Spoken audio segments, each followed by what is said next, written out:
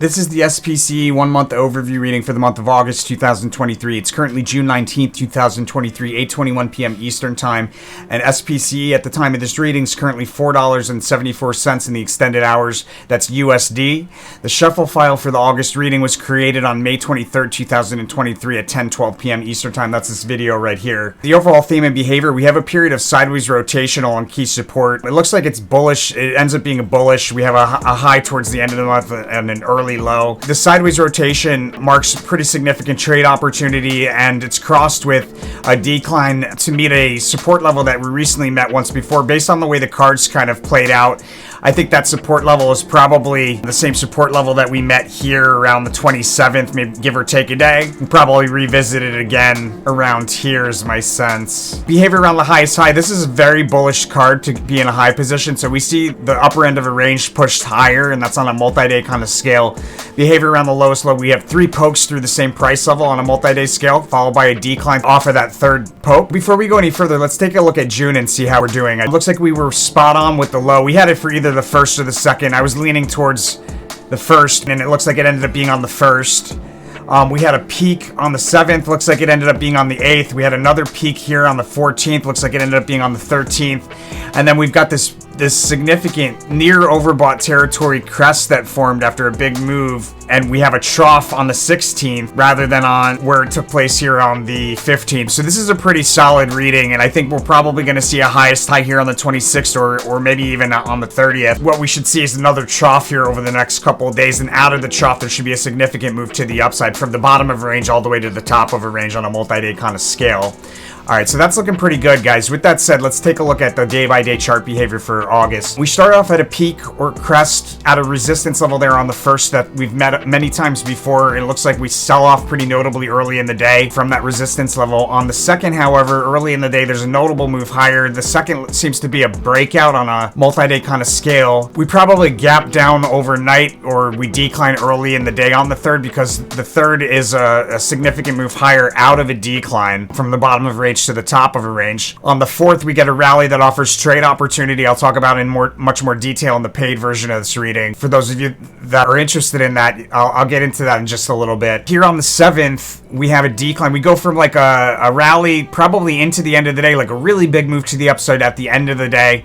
This may be like the highest point of the month thus far, and we probably gap down over the weekend or decline early in the day on the 7th, but with that ending with a fast sudden move higher, a peak or crest taking place around the cusp of the 7th or the 8th. It'll be a failed attempt to break through key resistance, probably the same resistance that we meet here on the 4th. We should see it again on the 7th or the 8th. We'll fail to break through it, we'll turn around and we'll decline through key support and have another trough, probably the same price level low as we had on the 7th, there on the 8th as well, followed by gap up to another peak or crest on the 9th, and a decline through multiple support levels down into troughs early afternoon session.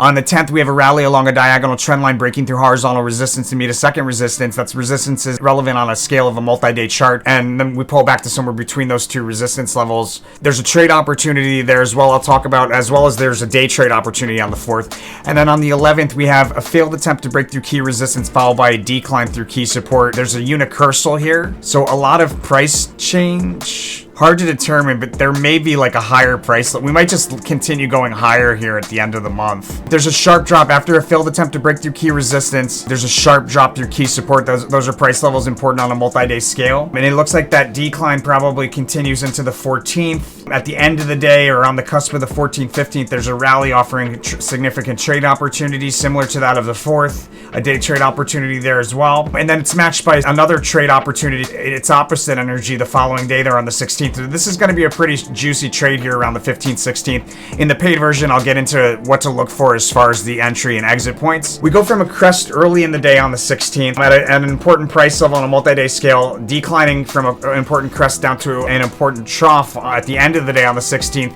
followed by a significant move off of that trough around the cusp of the 16th, 17th. There's a brief peak early in the day on the 17th that's easily missed, followed by a decline through multiple support levels. And then on the 18th, we have sideways rotation and a sharp drop that'll stand out in that period of sideways rotation. We likely gap up on the 21st, and there's a move higher through resistance. We stay above it briefly, and then we break back down through the same price level. There is some possibility here of another high here This is the strong possibility here I left out here on the 15th of a highest high, and we might see it again here or the same price level, or I kind of get the feeling we're going to go higher into the end of the month. I'm getting a strong indication of a highest high here, so that would probably mean that this is a highest high thus far here on the 15th, and then we either see a pretty similar high or a higher one here on the 21st, and I say that because it's the abundance card. We're near highs and we're kind of moving to the upside there. It's possible that there's another highest high there, the same high or a higher one. Out of the move higher through resistance and then back down through the same price level there on the 21st, there's then sideways rotation. We established support there around the end of the day on the 21st or the cusp of the 22nd, and then there's a big move higher on the 22nd, standing out on a multi-day, followed by some more sideways rotation at a higher price level, creating support at a higher level. The Hierophant card can be kind of tricky. It's sometimes a pop and drop. It's sometimes just decline. There's a trough in mid part of the day on the 23rd, so it's probably a decline. And then on the 24th, especially towards the end of the day, we have a notable move to the upside. It looks like a breakout probably around the cusp there at the end of the day of the 24th or on the cusp of the 25th. We do 3 crisscrosses back and forth through the same price level on the 25th, the third cross going to the upside, confirming a bullish trend.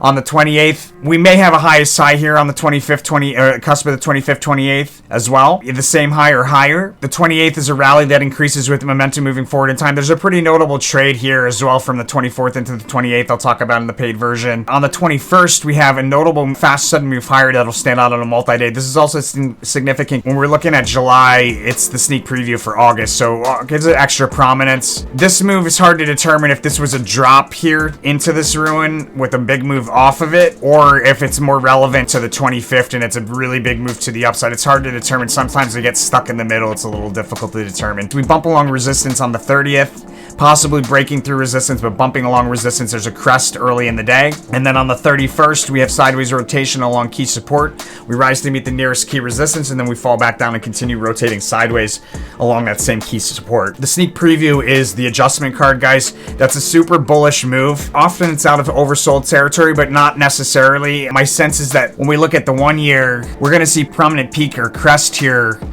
in September, so I'd say we probably continue higher. And so that's either like a notable gap higher, or it's just a lot of price movement, or maybe possibly filling a previous gap down if there's one that fills that storyline. If you're interested in the paid version, you can subscribe here under SOMeta Services, SOMeta Posts, and then any of these tickers or crypto are available on a monthly basis. If you're interested in more than one, I highly recommend the 250 because that gives you access to all of them. We're not right all the time, guys, but the majority of our information is going to be significantly accurate. If you know how to trade, it definitely gives you an edge, but you must trade responsibly. Remember that, guys. We're not right all the time.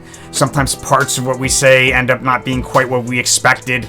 It's the way that it works. But with that, follow responsible trading practice with this extra information, and you should do phenomenal. And in turn, you should be able to follow through on that rule of karma and make us both happy. But with that said, guys, that's SPCE for August 2023. Let me know what you think by hitting that like button. And as always, my friends, make sure to follow that rule of karma. It's so important for the universe. It's so important for your own universe. It's so important for the multiverse, and it's so important for my universe, my friends. You follow that rule of karma here at the resources tab of our website, Tarot for Traders, where we ask that you donate 5% of the profits made from the information on this channel forward to one of these charities. That's the unwritten agreement, guys. I'm giving this information away for the most part free. It's important to follow through on this end of the agreement, and the other part of that is 5% back to the channel. Much appreciation goes out to all my angel investors out there following the rule of karma. Make sure to keep that conscience clear and spend that 90% left over out of love.